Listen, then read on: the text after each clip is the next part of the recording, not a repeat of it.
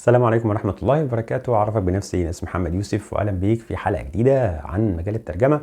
كلامنا النهاردة عن الأربع سنين كلية. المفروض أكون بعمل إيه في الأربع سنين كلية علشان خاطر لما أطلع أقول إن أنا جاهز للكارير بتاعي في مجال الترجمة.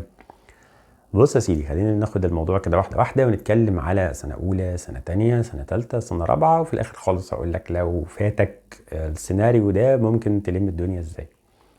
رأيي الشخصي واقتراحي إن سنة أولى هي السنة اللي أنت بتبقى طالع فيها من الثانوية العامة وبتستكشف فيها كليتك أخبارها إيه، أحوالها إيه، وبتاخد على نظام جديد في المذاكرة. أنت خلاص بقى مفيش مدرسين ومفيش الكلام ده، وبتبتدي تفهم الموضوع ماشي إزاي، المدرجات بتاعتك بيحصل فيها إيه، كليتك وضعها إيه بشكل عام. فكل اللي أقدره لك إن سنة أولى لا يكلف الله نفسا إلا وسعها.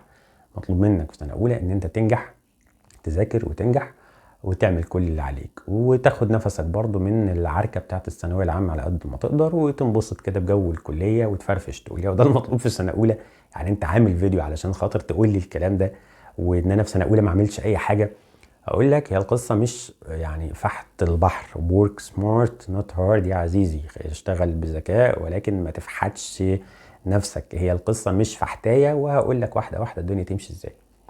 ده خط السير بتاع سنة أولى، ده رقم واحد. طيب لو أنا عايز أعمل حاجة في سنة أولى أعمل إيه؟ هقول لك أهم حاجة أنت ممكن تعملها في سنة أولى إن أنت تبتدي تانجيج، أو إن أنت تبتدي تدخل في الستودنت أكتيفيتيز. طيب ستودنت أكتيفيتيز مهمة؟ هقول لك مهمة جدا، لأنها بتنمي عندك السوشيال سكيلز والسوفت سكيلز. السوشيال سكيلز اللي انعدمت واتقتلت بسبب العيشة الأونلاين اللي إحنا بقينا عايشينها، فبقى الموضوع في حتة التواصل صعبة شوية. زائد ان هتعلمك شوية مهارات لطيفة، هتعرفك على عالم جديد، عالم كبير شوية، الناس بتاعت تانية وتالتة ورابعة، هتعرفك على ضيوف جايين من بره بحكم الستودنت اكتيفيتيز اللي ممكن يبقى فيه تعاونات معاهم. ممكن تعرفك على اصحاب شركات، تعرفك على دكاترة معينين في الكلية، هتبني شبكة علاقات انت فعلا فعلا فعلا هتحتاجها بعد ما تتخرج. والاحسن ان انت تبتديها من بدري بدري، ده لو انت قررت ان انت عايز تعمل حاجة حتى في سنة اولى. فانت عندك اختيارين، الاختيار الاول ان انت تاخد بريك وتركز اصلا مع كليتك، لان انت الهدف بتاعك الرئيسي ان انت تنجح وتفهم سيستم الكلية ماشي ازاي. ولو لقيت الدنيا ماشية معاك ممكن ان انت تروح للستودنت اكتيفيتي بشكل اساسي. طيب هل في حاجة تغني عن الستودنت اكتيفيتي؟ اقول لك لو انت بتشتغل في الصيف، او لو انت عندك وظيفة بتشتغلها، او لو انت مثلا متطوع في مكان تاني بره الجامعة زي مقدار رسالة مثلا، فدي بتبقى مهمة جدا جدا علشان خاطر برضو لانها بتحقق نفس التارجت، انها بتعلي السوشيال سكيلز وبترفع لك من مستوى وعيك وادراكك بالمحيط اللي حواليك، وفي نفس الوقت بتعرفك على كاتيجوري كبير او شريحة كبيرة من العلاقات اللي ممكن تكون محتاجها بعد كده. طيب خلصنا سنة أولى، دخلنا في سنة تانية. مطلوب مني إيه في سنة تانية؟ أقول لك بقى هنا هنخش على الليفل اللي أنت خلاص فهمت فيه الدنيا مشيت إزاي في الكلية. الحمد لله نجحنا في سنة أولى، والله دخلنا ستودنت أكتيفيتي، أو بنشوف شغلنا، بنشوف الأنشطة اللي إحنا بنعملها خير وبركة. ما بنشوفش حاجة، عايزين نشوف هنعمل إيه في سنة تانية بقى. سنة تانية هي السنة اللي ممكن تبتدي فيها تقول أنا عايز أبتدي أدرس كورسات. في ناس بتاخدها بدري من سنة أولى، مفيش مشكلة يعني، بس أنا قلت لك رأيي الشخصي، إن أنت سنة أولى دي تاخد نفسك شوية، ما تاخدهاش ورا بعض. سنة تانية تبتدي تدرس. طب أدرس إيه بقى؟ تدرس Translation Fundamentals، أسس الترجمة العامة، تدرس صياغة لغوية، تدرس تدقيق لغوي وإملائي، وده مهم جدا جدا. الثلاثة دول لازم تكون بتدرس منهم حاجة في سنة تانية. تقولي طب ما أنا أصلا في ألسن، ما أنا أصلا في لغات وترجمة، ما أنا أصلا بدرس. اسمع الكلام، انا ماليش دعوه بمناهج الكليه، مع كامل الاحترام والتقدير والتوقير للحرم الجامعي ودكاتره الجامعه وكافيتيريا الجامعه والكلام الكتير قوي ده. لكن اللي انا بقوله لك لما تطلع بره تاخد كورس، الكورس بيدي لك المعطيات المؤهله لسوق العمل، الشغل اللي فعلا، او اسس الصياغه اللي الناس بتشتغل عليها في السوق، شغل السوق بالبلدي كده، انت بتعرف الدنيا فيها ايه. فهقولهم لك تاني: الترجمة العامة Translation Fundamentals، أو أسس الصياغة ده رقم 2، ورقم 3 التدقيق اللغوي والإملائي. هتركز على فكرة إن أنت تتعلم ترجمة زي ما السوق عايز من أول سنة تانية. طيب طلعنا سنة تالتة، خلي بالك لا يفترض ان انت عشان خاطر طلعت سنه تنسى اللي فات. يعني انت بتاخد اللي معاك في رحله، يعني انت كانك ماسك شنطه كده بتجمع فيها. سنه اولى اتعلمت سوفت سكيلز بتحطها، اشتركت في انشطه طلابيه بتحطها. والله انا سنه تانية دخلت كورسات فلانيه، الجامعه وفرت لي كورسات خير وبركه، ما وفرتش اتعلمت بره فبحطها في الشنطه بتاعتي وانا ماشي. الموضوع عامل زي ان انا ماشي زي الكوليكتور كده، ماشي اجمع. في حاجات انا محتاجها عشان لما اتخرج. طب سنه ثالثه هعمل ايه بقى؟ سنه ثالثه يا سيدي لازم تهتم بالجانب التقني شويه. انت مبروك قربت تتخرج يا حماده بقى، فلازم تتشطر شويه في الجانب التقني. ايه الجانب التقني؟ الجانب التقني اللي هو بسم الله الرحمن الرحيم مايكروسوفت، الباكج بتاعت مايكروسوفت، او نقدر نقول لو مش بس يعني هو الاوفيس ما فيش غيره عشان بس ما توهكش معايا. هو الباوربوينت والوورد فايل والاكسل شيتس، الثلاثه دول لازم تعرف على الاقل بتتعامل مع اتنين منهم، ان لم يكن بتعرف ازاي تتعامل مع الثلاثه. طبعا ده ممكن يفاجئك، ايه ده وانا هترجم على اكسل شيتس وانا هترجم في باوربوينت؟ هترجم في باوربوينت وهترجم في اكسل شيت وهتشتغل على حاجات عجيبه ما شفتهاش في حياتك يعني.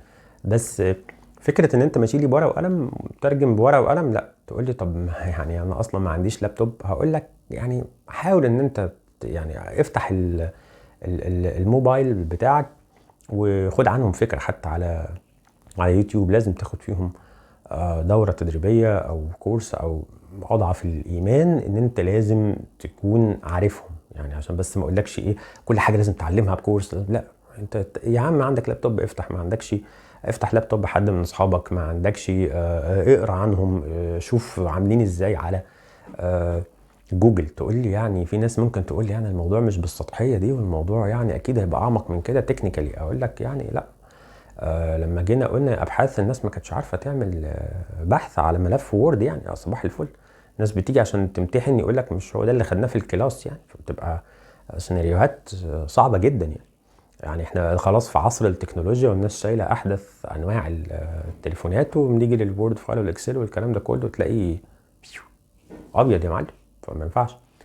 طيب الليفل التاني اللي ممكن نتكلم فيه، يعني لو احنا رحنا للليفل الاولاني اللي هو الوورد فايل والاكسل والكلام ده اللي هو المايكروسوفت باكج، هقول لك حاجه اسمها الكات تولز او الكمبيوتر اسيستنت تكنولوجيز. هتقول لي ما انا باخدها في الكليه، اقول لك خير وبركه، تدرسها في كليتك تمام جدا. ما بتدرسهاش في كليتك يبقى الاحسن ان انت تشوف مكان يعلمها لك. سيشن مجاني تمام، كورسات مدفوعه تمام، وفي اخر الكورس عفوا في اخر الفيديو هقول لك كده شويه ملحوظات على موضوع الكورسات وازاي تتعلم ومصادر التعلم بشكل عام تظبطها ازاي. بس دي الخلاصه اللي انا عايز احكيها لك عن سنه ثالثه تحديدا. سنه ثالثه التكنيكال يير بتاعتك، السنه اللي انت المفروض تكون بتلم فيها الجوانب التقنيه دي بشكل معقول. دي اهم حاجه في سنه ثالثه، وده بيفترض ان انت اتعلمت ترجمه في سنه ثانيه. وصلت؟ طلعنا سنه رابعه. طيب هعمل ايه في سنه رابعه بقى؟ سنه رابعه اول حاجه لازم تبتدي تدور عليها هي الانترنشيبس او التدريبات اللي ممكن تكون في الشركات. وهسيب لك لينك في الديسكربشن بتاع الفيديو ده عن حلقه انا كنت عاملها عن اهم 10 شركات، او انت ممكن تروح تدور في القناه بتاعتي على اهم 10 شركات ان شاء الله تستفاد منهم في حته الانترنشيبس دي. الشركات بتعمل تدريب بتبقى ماسكه الموضوع بتاع الطلاب بالذات رابعه، بيبقوا عايزين رابعه علشان خاطر يوظفوهم بعد كده. وشركتي منهم هسيب لك برضو رابط الشركه في الديسكريبشن. طبعا مش اساسي ان احنا بناخد، لكن قدر المستطاع بيبقى تركيزنا على الخريجين على قد ما نقدر يعني. طيب دي نقطة الانترنشيب. في حاجة تانية نتعلمها في سنة رابعة. اقول لك انا عارف ان رابعة خلقه ضيق وعايز ينجز ويخلص يعني، فده الاساسي الانترنشيب. عايز يتعلم بقى وخلاص بقى، عايز بقى يخش سوق العمل بقى وربنا يكرمه ويبتدي يشتغل. لازم تركز على ان انت ازاي تعرف تعمل السي في بتاعك كويس. ده رقم واحد بالنسبة لي في سنة رابعة.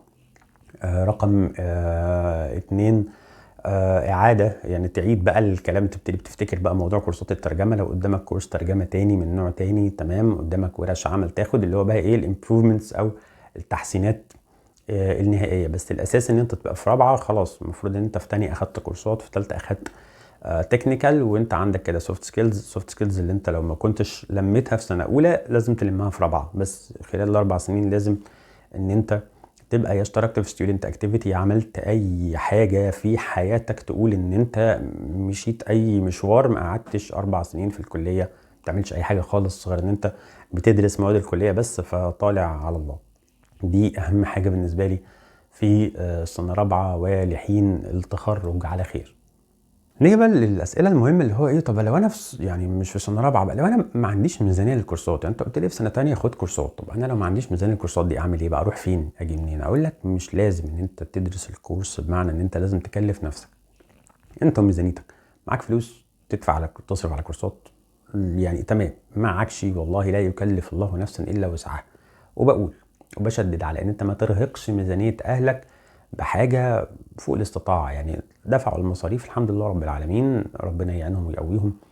تيجي النهارده تقول لي انا والله عايز بقى ان انا ايه يعني اجتهد شويتين واخد كورس، فاروح اقول لبابا ولا ماما انا عايز اخد كورس وبتاع والموضوع مكلف شويه لا، ما ترهقهمش لو حاسس الموضوع فيه ارهاق او الميزانيه ما تستحملش. حاول ان انت تروح للحلول المجانيه علشان خاطر تتعلم. طب في ورش عمل مجانيه، او في شركات كتيره بتعمل ورش عمل مجانيه، وفي شركات بتعمل انترنشيب زي ما قلت لك اللينك بتاعهم في الديسكربشن. عايز تبتدي تتعلم ترجمه بشكل مبسط، عايز تطور من مستواك بشكل مبسط، ما لقيتش اي حاجه مجاني خالص في الحياه، وانا اشك في حاجه زي كده طبعا.